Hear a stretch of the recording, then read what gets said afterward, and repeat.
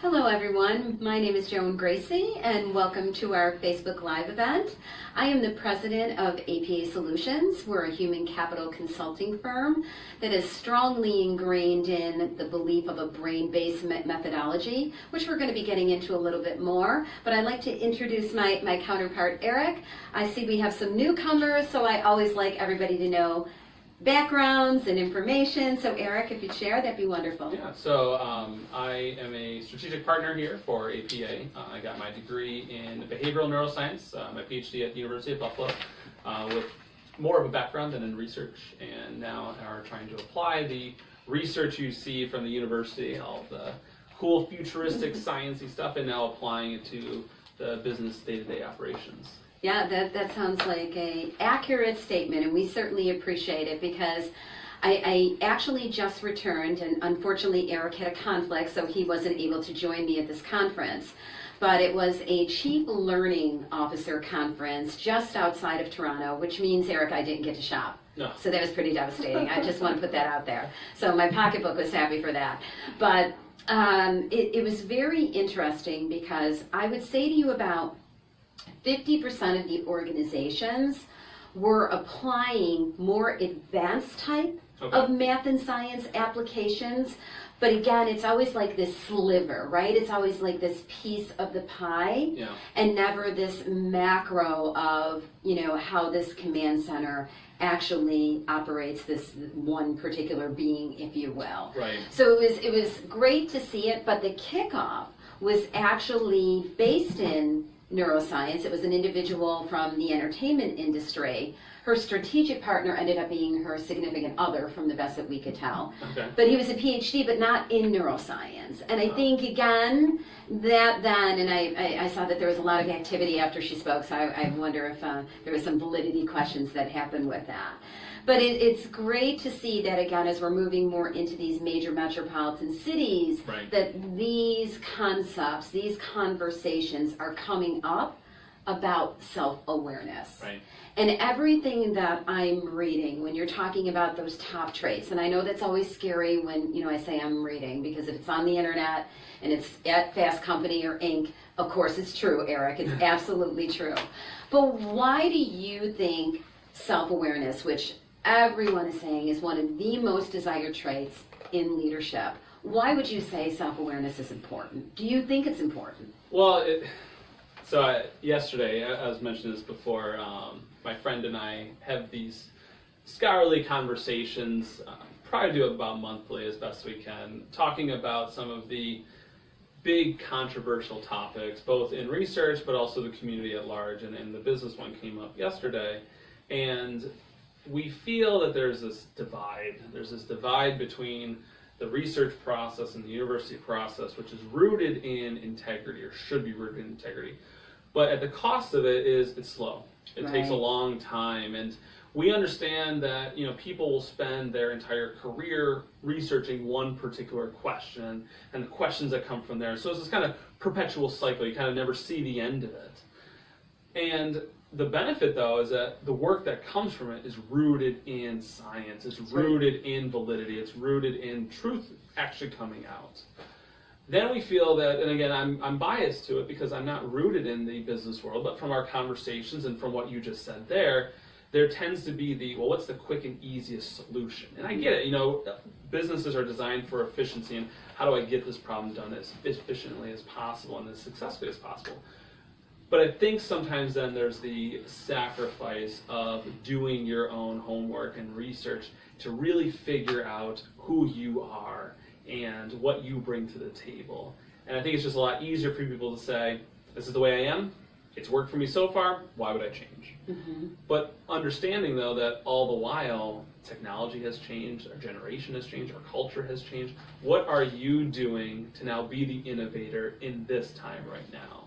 And it takes research to do that. Yeah, and I definitively hear what you're saying, and I think my response would be, someone very near and dear to me had passed away due to lung cancer, and literally the next week on TV, Candace Johnson from Roswell Park was announcing a collaboration with Cuba that potentially could have extended or saved this person's life. Right. So I guess the way that I look at the tools that we do have in business is that they're not perfect, all right? But they're something that provides at least an initiation into our conversation today, Yep. which you have amply named fake news or credible reporting assessments. Yep. And you know, as I write about them, I always get a lot of controversy, but it again tends to come more from the university standpoint than it does from the business standpoint. I guess my response to that is that self-awareness is important because you need to know yourself in order Right. to continue to grow and evolve. And I know personally, I've learned a lot about myself even through this journey. Right. So I guess that's my rebuttal to that is that, okay, maybe they're not perfect and maybe they're not as scientific as they could be. But what happens in the case of when you give this assessment to somebody and they say, oh my gosh, how did you know?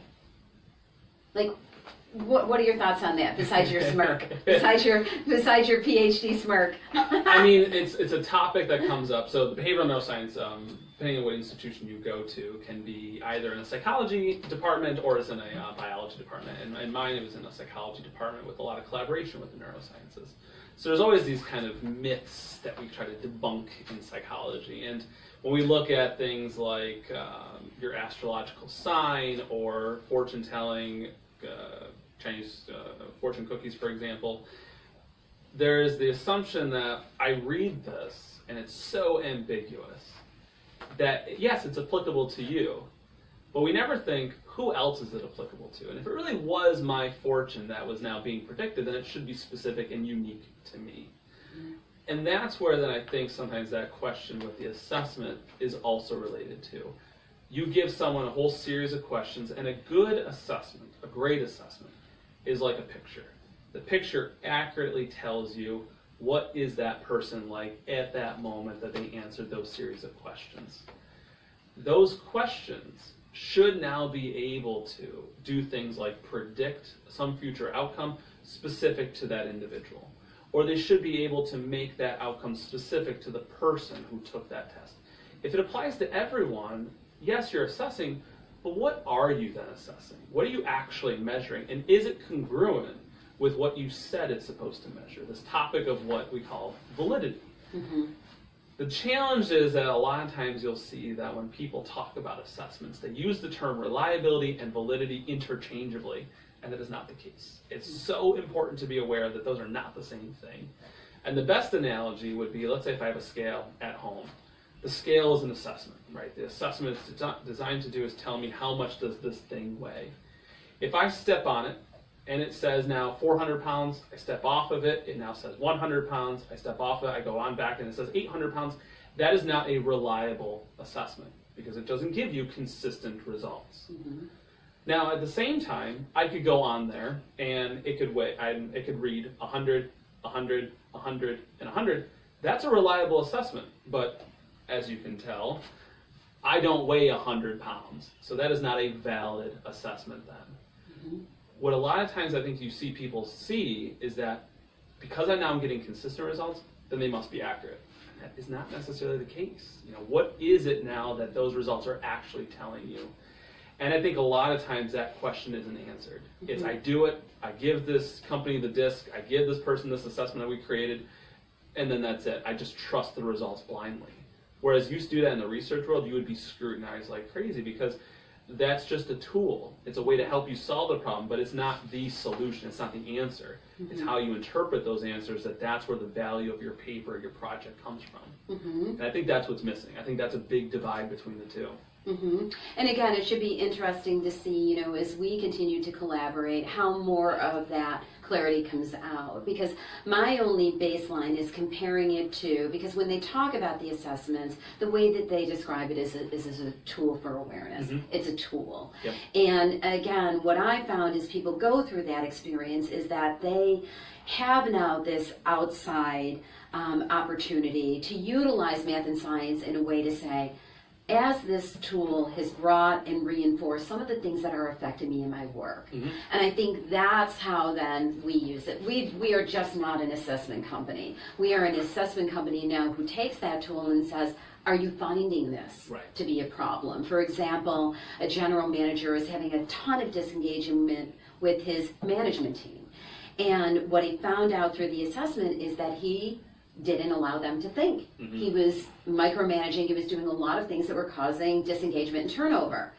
He thought he was doing a great thing for these people. And when he read that, he was like, oh my goodness, could you validate this is what's happening with my managers? And there was 8 of them, and we basically created this baseline survey in direct correlation to that, and indeed that's what we found out, which validated that this was the root of what was occurring. So again, I don't see it to be that definitive answer. I see it to be as a tool, if this is aligning to you in your role, in your professional involvement, is there then potentially validity for you to look at a professional development program that allows you to continue to grow? And I think that's what's so different about our organization and how we use assessments. And that's why I think even having this conversation, you've shown that you're different, I think, than the rest of the pack that's out there. Because a lot of times you'll hear, I just give assessment, I'm done. You never really think of how can it be used. So you're kind of then thinking of, I think, the first important part about assessment, which is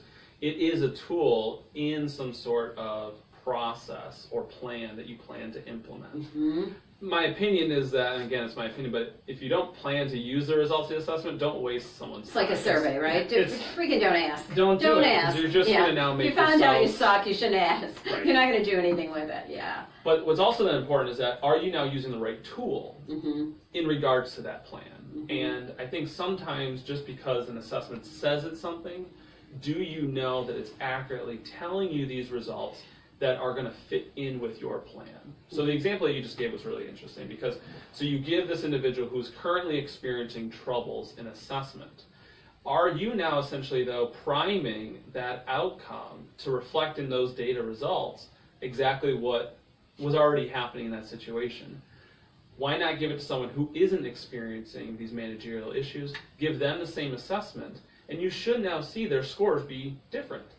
But what if the scores are the same? Wouldn't that make you question the assessment? And is that assessment now, for all the individuals you give it to, accurately telling you the right information? And that's where I think it's just important to do the research, essentially, and homework on assessments, because are you choosing the proper one? You might think that this is an assessment looking at managerial skills, but maybe it's measuring something completely different, and you just need to choose a different tool then. Exactly, and again, I think, it was very interesting as an extension of this Toronto in that you had those companies that were Google-esque in the universities that they had built. I mean, it is mind-blowing how connected they are around the world based on the learning instruments that they're using. And then you had these other organizations that were so into professional development, but there was zero benchmark as to what they were trying to develop.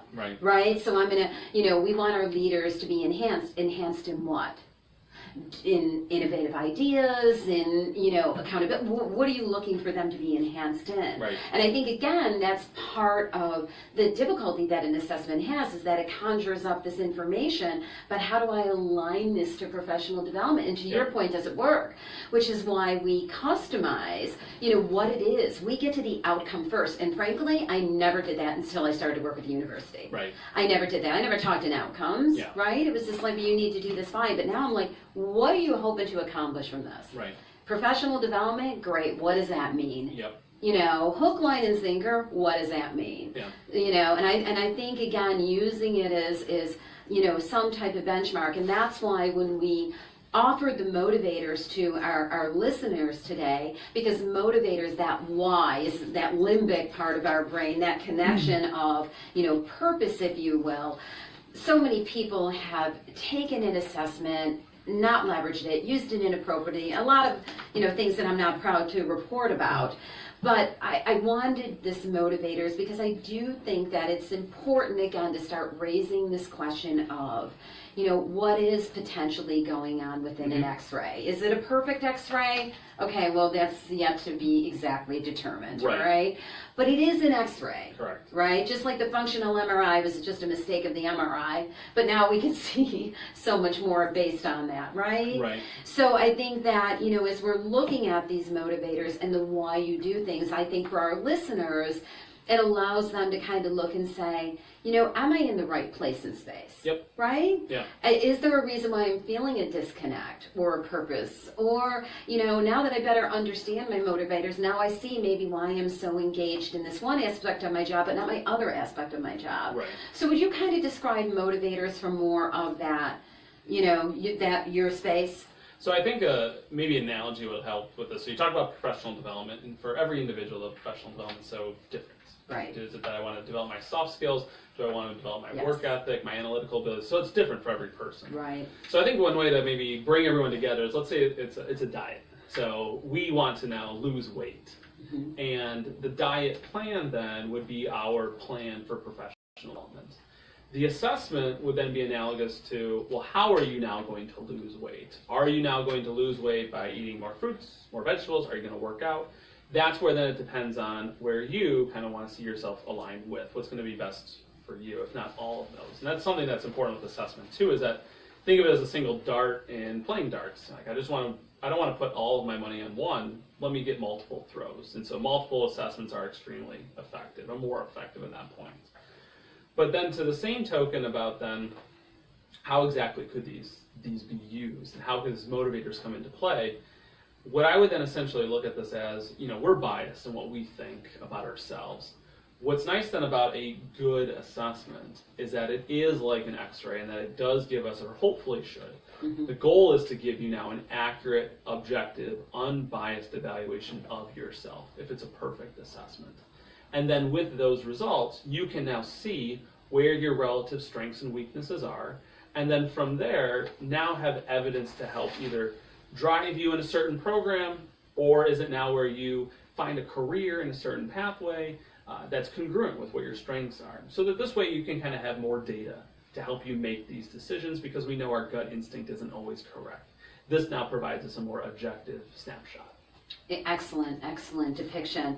And again, I think, not only looking at it from your lens, but understanding that maybe you have a boss who's motivated by something different mm-hmm. than you're motivated by. And maybe there's a conflict, somebody who's very money oriented versus somebody who's purpose oriented. Yep. And you're maybe feeling that conflict. And we see a lot of that. We see, the millennials are always accused about, shame on them, of being purposeful. Right. And I'm sure a lot has to do with the way that we raise them to lead them to that place. But at the end of the day, I think, again, not only is it looking at better understanding you, but better understanding maybe why there is conflicts. Correct. I got a really amazing letter from a person that I did group coaching with that said, you saved my marriage. Because I finally figured out why we were having these conflicts. I was like, whoa. Right. I never in a million years expected that. But hey, if that's a byproduct by you being at least more aware where that's going to go, I have no idea. Right. And that's where I think the bias part comes in, because again, we all come in with those certain, what you call filing cabinets and files within there that are going to be hard to change out. And so you talk about millennial generation. Well, look at who's making those determinations and who's saying those things. People who were born in a different era, that Right. are a different age, with completely different technological background, Yes. different experiences. So of course you're going to have these different opinions of people, just like you would have across different generations, across different cultures, all of those things. But now it's so important then with assessment, the beauty of assessment is that it now will highlight some of those key differences, so that now with data, as let's say the boss or the employer, you know what your motivators are, but then you also know what your employees' motivators are. And unless you're doing all the work yourself, you might want to know what those guys and Yeah. motivators are so that you now know how to effectively improve their performance. Without a doubt. Because unlike behaviors, which are observable, obviously the motivators aren't. They're resting on the emotional part of your brain. Right. So they tend to be very, very important to understand. So for the individuals, very interesting, Eric, we had a huge banking population that took advantage of this. Mm-hmm. And what's interesting is they're not able to watch it live because of their IT security and they can't Right. stream this live, so they're Right. going to be catching it after. But I just find it very interesting that we had such a big banking population. You know, I'm just a kind of that data geek. And as a point of, I just read that contrary to popular belief, the millennials use social media less at work than other generations. Mm-hmm. But again, they're always linked in, hooked in, all of these things. Again, just dispelling that bias, stereotype, whatever Isn't they that could. true? Yeah. Right. Is it true? That's Yeah. great you say it. Is it true? Right. Do you have the data? Do you have the data? So just for the people who do have their reports in front of them, we did the mini, all right, assessment where we just looked at the 6 motivators. So we talked about what's being identified here is you're going to be able to see through your report what is obviously the higher level. And those are going to be your most predominant whys, all right? So just to give them some context as they're reading their report, the one we had them do is pretty self-explanatory. Theory, learning, that Right. love for learning. We're seeing a lot of disconnect in the workforce with that. A lot of cultures are not learning cultures. They say they are, but they don't promote it. They don't share growth potential. Right. Any of those things that, again, tend to be very important for the younger generations and more fulfillment. So I think, again, as you're looking at your current environment and your current role, if you're high in wanting to learn and you're in a very low learning environment, there could definitely be some disconnects there. And as a continuation of that too, you'll actually see towards the end of the report that you get your scores and how your scores compare to that of the normative data. One of the suggestions I would probably have in going into this, don't necessarily look too much then at the raw scores, you know, how you now behave yourself. But what I would look at is the relative difference, because I don't know necessarily if there's a characteristically behavioral difference between someone who, let's say, has a 70 versus a 75 in terms of their score. But I think what would be useful is now comparing across these 6 different values. Where do you see your relative high values versus your low values then? And help that to make your decisions. And do it without judgment. Mm-hmm. Like if you're looking and seeing, you know, I'm low on social, which means that I'm not necessarily walking, you know, the cancer walks or whatever the case may be. Now I have an opportunity to feel bad about myself. Right. You know, you have to look at this without judgment, because if you're low, it doesn't mean that you're not a giving person. It just, again, means that it might be more selective or more distinct or whatever the case may be. So again, I see this a lot in women, and we have a very high population of women who took this, Okay. which I think is very interesting. A lot more women than men who wanted to know and understand this. Well, and remember, go back to the picture analogy. You know, we've all taken bad pictures before, but there's also good pictures. Like a picture is a picture. This Right. is one picture of Right. how you had in terms of your values. Exactly. So just keep that in mind. And again, if you are motivated by utilitarian, which of course is money or the use thereof, the practicality of money, you know, again, are you in an environment that values that? Mm-hmm. You know, Right. so again, are you in a sales position? Maybe you're not in a sales position. Maybe you should be. Right. So again, looking at this more as a guide to see, you know, are you placed right or well? Because these are definitely points that can help you as you're looking at your next role. Right. You know, whatever the case may be. So it's very good to be aware of that. And then aesthetics, surrounding, beauty. You know, if you're high on aesthetics, people are driven by, you know, the experience, viewpoints, balance in their surroundings versus people that are more functionality. Like I walk into some companies and I think, dear God, how do people work here? Right. I mean, really, I could never be like in that space. So again, looking at where you are in terms of that scale. And I just think with each one of these, looking at your role, looking at the place that you're working, looking at where you'd like to be, there could be some really great answers with this. And, you know, when we talk about individualistic or power, you know, if you're high on the power, are you potentially missing something, again, from a self-awareness standpoint? If it's just about you, yourself, and I, right. Are you seeing the world through your lens and everybody else is just visiting? And is that keeping you more in that fixed mindset and believing this is as good as it gets versus that growth mindset? Yeah, and it is quite possible too. I mean, I think someone who's probably taking an assessment should be more likely to be open-minded and therefore the potential for a growth mindset.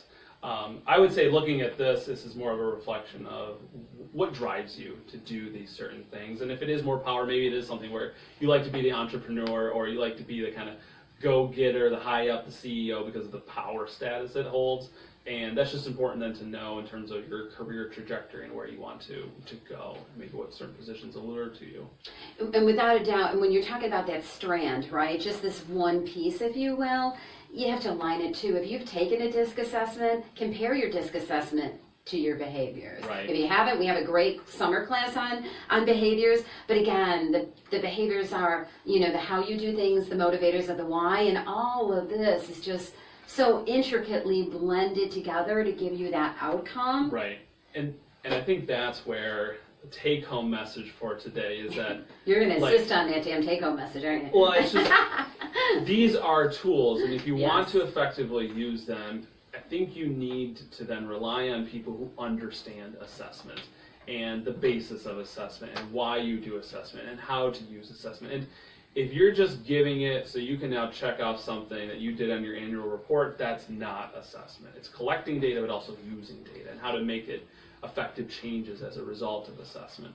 And that's where I think coming to us and having the conversation, because if we're willing to have the conversation here about it, like think of how much more we can then help your organization, you yourself, and the company use this data to now make change and to make effective change. Yeah, and it's a great point. And I can't tell you how much business that is assessment business that we just gave away. I mean, we made a conscious decision that if you're giving assessments, that you have to be willing to go through brain-based exercises to understand how to apply it.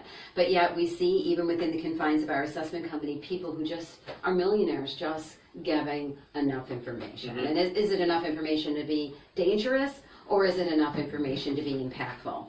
Yeah, and I think that's where you need to know who you're working with and who you're talking to. And I think the beauty of it is that from our standpoint in the collaboration is that you have both the business application to it with always the scrutiny and skepticism from a university standpoint. And then you can feel comfortable having both the validity, reliability, and applicability then of the assessment. Right. So we think, how are we doing on time, Kate? 2:30. Okay, great. So we're getting good at kind of moving into that 30-minute mark. That's wonderful. And we feel good as far as questions, because I see you typing away. We've been able to. Wonderful. So I would say for the people that, you know, had the opportunity to take this, kudos to them for, you know, going on this journey. It seemed like a lot of individuals, this is kind of a new scenario for them. And what I can say about this brain-based application, please go to our website, www.apasolutions.com. And my gosh, I mean, this is happening in New York, this is happening out west, this is happening in the major metropolitan cities.